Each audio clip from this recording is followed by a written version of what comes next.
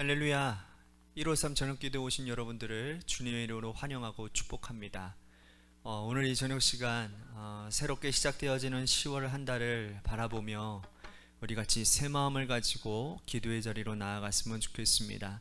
이 시간 하나님께서 우리 10월 한 달을 지켜주실 것을 믿는 간절한 바람으로 우리 같이 기도에 임했으면 좋겠습니다. 먼저 우리 같이 하나님 앞에 찬양하기를 소원합니다. 주님 안에서 하나님의 자녀가 된 것이 우리에게 큰 축복입니다.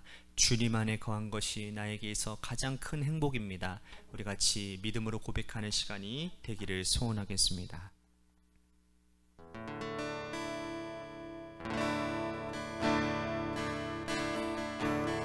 화려하지 않아도 정결하게 사는 삶, 가진 것이 적어도 감사하며 사는 삶, 내게 주신 작은 일 나눠주며 사는 삶, 이것이 나의 삶의 행복이라오. 이것이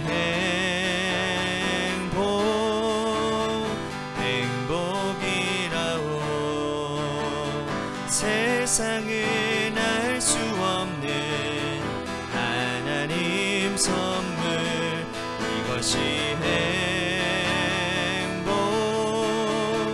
행복이라오.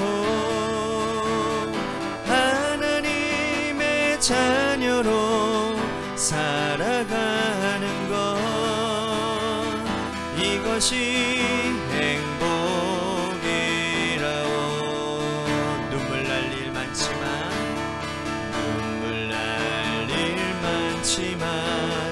기도할 수 있는 것, 억울한 일 많으나 주를 위해 참는 것, 비록 짧은 작은 삶 주 뜻대로 사는 것, 이것이 나의 삶의 행복이라오. 이것이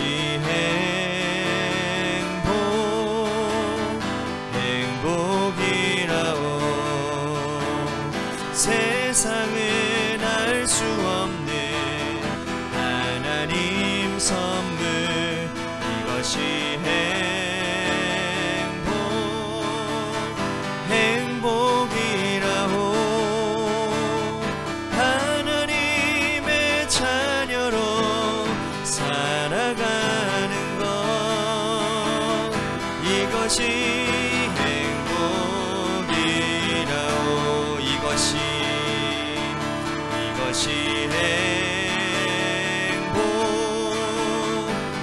행복이라오. 세상은 알 수 없는 하나님 선물, 이것이 행복이라오. 하나님의 자녀로 살아가는 것, 이것이 행복이라오.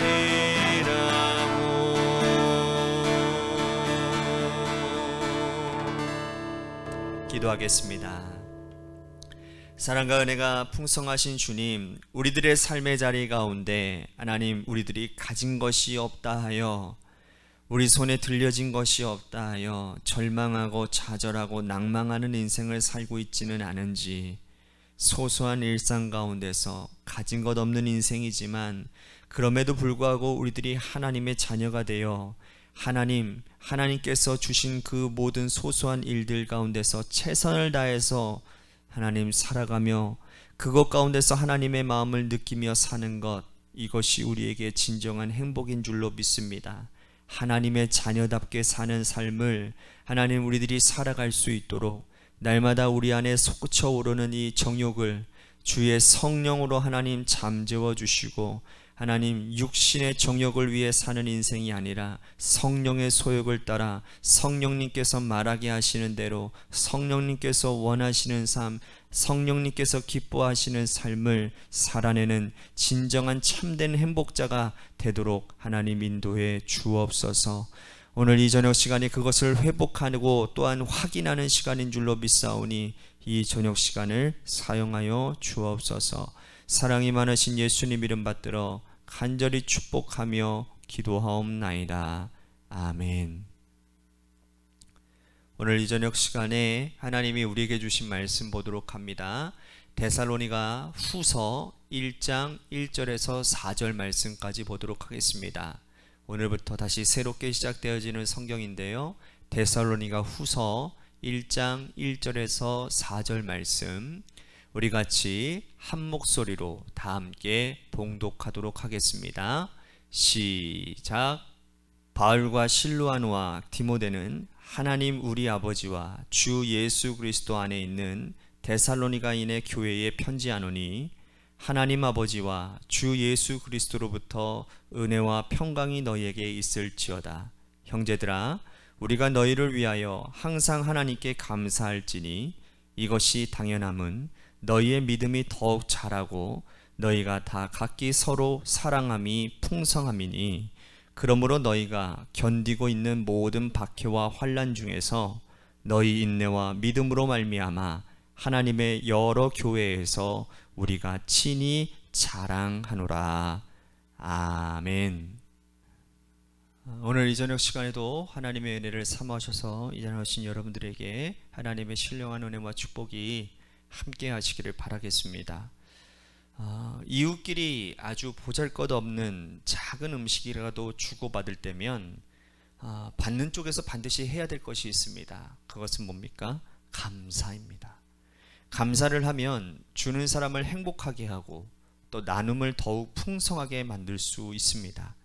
그런데 사람들은 일반적으로 큰 것에 대해서는 적극적으로 감사하는데 아주 보잘것없고 작은 것에 대해서는 별것 아닌 것이라고 생각하고 적극적으로 감사를 표현하지 않습니다. 하지만 이런 모습은 옳지 않은 태도입니다. 작은 것에 대하여서 열심히 적극적으로 감사하는 사람이 큰 것에 대해서도 더 깊은 감사를 나눌 수 있으니까요. 그리스도인의 감사는 특별히 눈에 보이지 않는 것에 대해서 감사하는 겁니다. 세상 사람들, 일반적인 사람들의 감사는 눈에 보이는 것, 무엇 하나 손에 쥐어진 것에 대해서 감사하는 것이지만, 그러나 하나님의 사람들, 그리스도인들의 감사는 눈에 보이지 않는 것에 대해서는 적극적으로 감사하는 것이 세상 사람들과의 구별된 점이라는 것이죠. 특별히 바울이 전한 이 바울 서신에 보면 그는 적극적으로 감사를 표현하는데 하나님에 대해서 모든 것을 감사한다고 자주 언급하는 것을 볼 수 있습니다. 이는 아주 바람직하고 올바른 태도입니다. 왜냐하면 하나님은 보이지 않으시지만 능력으로 함께 하시고 바울이 살아가는 모든 삶의 주체가 되시고 그가 하는 모든 일의 근본과 근원이 되시기 때문이십니다. 그는 생각해 보니까 그를 지금까지 있게 하신 분은 하나님이셨고 하나님이 이 모든 것을 하셨다라는 신앙 고백 위에 하나님께 적극적으로 감사하고 있다라는 것이죠. 그가 복음을 전하고 교회를 개척하고 사람들이 그가 전한 복음을 듣고 회심하는 일들이 자주 일어났습니다. 그러면 그는 이런 말을 할 수도 있었을 겁니다. 나의 능력으로 내가 말을 잘해서 이 사람들을 열심히 복음을 내가 잘 전해서 이렇게 된 것이라고 얘기할 수도 있었겠지만, 그러나 한 번도 그렇게 말한 적이 없습니다. 모든 것은 다 하나님께서 하신 일이고 하나님의 능력으로 하나님이 나를 사용하신 것이라고 그는 고백하고 있지요. 오늘 읽은 본문에서도 역시 마찬가지입니다. 데살로니가 후서는 전설을 기록한 이후에 바로 곧장 고린도에서 기록한 서신입니다. 그는 데살로니가 교회가 환난과 고난 가운데서도 흩어지지 않고 믿음을 굳게 지키고 살아가는 것에 대해서 굉장히 기뻐하고 행복해했습니다. 그래서 데살로니가 전서에서는 이러한 교회의 모습을 적극적으로 칭찬을 하지요. 데살로니가 후서에서는 종말을 살아가는 자들의 태도가 어떠한 것인지에 대해서 설명하고 있는데, 그 중에 오늘 읽은 우리들의 1장 이 말씀은 특별히 하나님에 대한 적극적인 감사의 표현이 나오는 장면입니다. 자, 1절과 2절 말씀을 다시 한번 보겠습니다. 바울과 실루아노와 디모데는 하나님 우리 아버지와 주 예수 그리스도 안에 있는 데살로니가인의 교회에 편지하노니 하나님 아버지와 주 예수 그리스도로부터 은혜와 평강이 너희에게 있을지어다. 바울은 그의 서신에서 서두마다 빠뜨리지 않고 기록하고 있는 두 단어가 있는데, 그게 뭐냐면 은혜와 평강이라는 단어입니다. 그런데 바울 서신에서 아주 중요한 순서인데요, 그는 은혜와 평강을 말하지 않고 그는 평강과 은혜라고 말하지 않고 항상 은혜와 평강, 즉 은혜를 앞세우고 있다라는 거죠. 자, 이 순서가 왜 중요하냐, 왜 그렇게 했느냐. 은혜라는 게 뭡니까? 은혜라고 하는 것은 내 공로가 있는 것이 아닙니다. 내가 작용되어지는 영역이 아닙니다. 전적인 하나님의 역사, 하나님의 영역인 것입니다. 그러니까 은혜를 달라고 하나님에게 조르고 쫓아다닌다고 은혜는 결코 부어지는 것이 아니라는 거예요. 은혜는 주시는 분의 절대적인 주권에 의해서 우리들에게 주어지는 특별한 선물인 것입니다. 바울은 하나님의 은혜를 적극적으로 아주 자주 많이 경험한 사람이지요. 다메섹 도상에서 예수님이 바울을 찾아오셨을 때, 그때 그는 사울 시절이었습니다. 그것은 전적인 은혜였습니다. 그는 핍박자요, 살인자요, 예수 믿는 사람들을 잡아다가 옥에 넘겨주는 사람이었습니다. 그가 은혜를 구한 것도 아니었어요. 예수님 나를 찾아와 달라고 단 한 번도 그는 입을 열어 말한 적이 없었던 사람입니다. 그런데 주님이 그를 우선 먼저 찾아오셨다라는 거예요. 은혜가 아니고 무엇이겠습니까? 제가 지난주 학생부 공과 설명을 하면서 그 공과 내용에 보니까 아브라함에 대해서 이야기를 하더라고요. 그런데 하나님께서 아브라함에게 먼저 찾아오셨습니다. 아브라함이 그가 의인다워서 그가 뭔가 하나님의 기뻐하시는 일들을 해서 하나님이 찾아오셔서 그를 택하신 게 아니라 무조건적인 선택이었다라는 겁니다. 은혜 베푸셨어.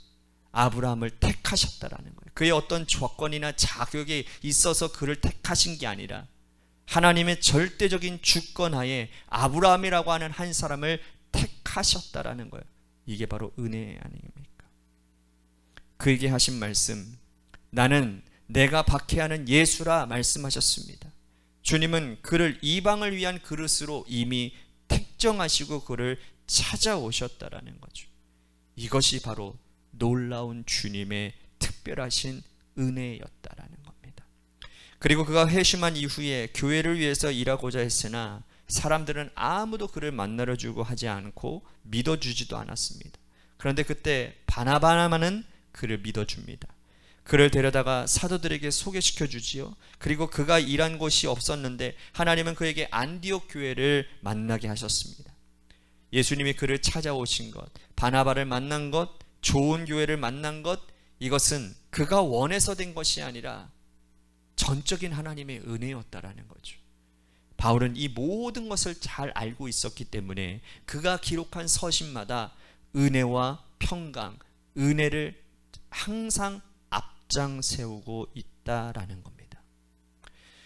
평강은 은혜를 받은 자가 누리는, 이 땅에서 누리는 하나님의 특별한 선물입니다.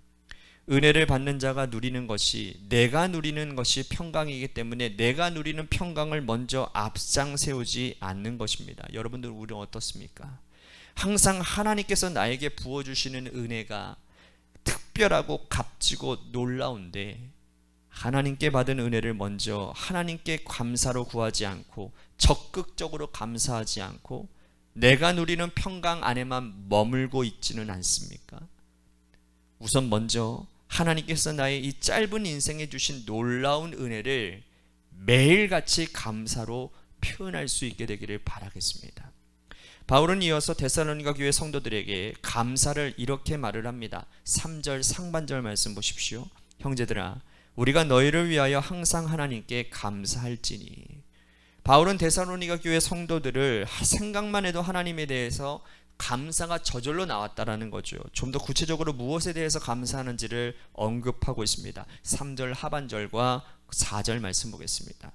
이것이 당연함은 너희의 믿음이 더욱 자라고 너희가 다 각기 서로 사랑함이 풍성함이니 그러므로 너희가 견디고 있는 모든 박해와 환난 중에서 너희 인내와 믿음으로 말미암아 하나님의 여러 교회에서 우리가 친히 자랑하노라.